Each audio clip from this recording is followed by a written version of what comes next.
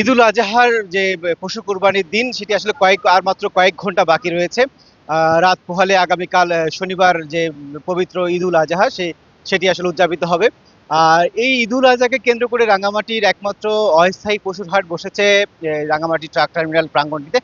গত কয়েকদিনের তুলনায় আজ কিন্তু যে পশুর হাটের যে গরুর এই সংখ্যাটি অনেকাংশেই কমে এসেছে, এবং যে আমরা আশেপাশে ঘুরে দেখার চেষ্টা করেছিলাম এই বাজারটিতে, আমরা যেটি দেখার সুযোগ হয়েছে যে যে গতকাল এবং গত পরশুদিন যে ক্রেতা বিক্রেতাদের জাঁকজমক একটা ভিড় ছিল সেটি আসলে কিছুটা কমে এসেছে, এবং যারা যারা কোরবানি দেবেন, যারা পশু কিনবেন, তারা আসলে তাদের পছন্দের পশুটি কিনে নিয়েছেন। এখন শেষ পর্যন্ত যারা এসেছেন তারা আসলে তাদের পছন্দের পশুটি কেনার জন্য চেষ্টা করে যাচ্ছেন।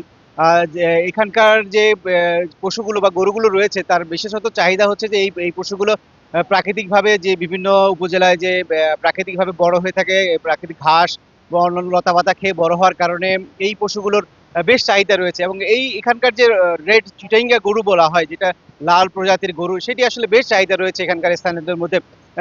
ক্রেতারা যেটি বলছেন যে মাঝারি মানের গরুর কিছুটা দাম কিন্তু এখনো পর্যন্ত কমেনি শেষ দিন পর্যন্ত, এবং তারা লাল জাতের গরুটি আসলে বেশি পছন্দ করার কারণ হচ্ছে এগুলো প্রাকৃতিকভাবে বিভিন্ন পাহাড়ে আসলে বড় হয় এবং এটার মাংসের স্বাদও থাকে অন্যরকম।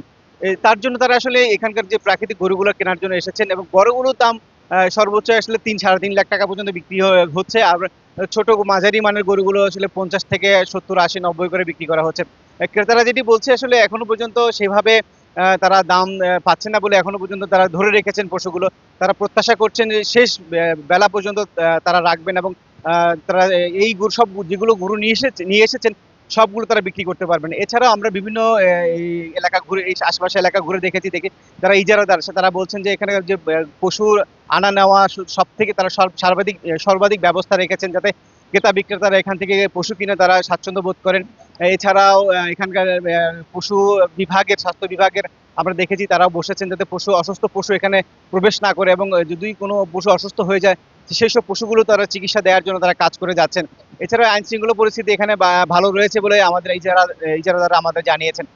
এই ছিল রাঙামাটির পশুর হাটের সবশেষ তথ্য আমার কাছে।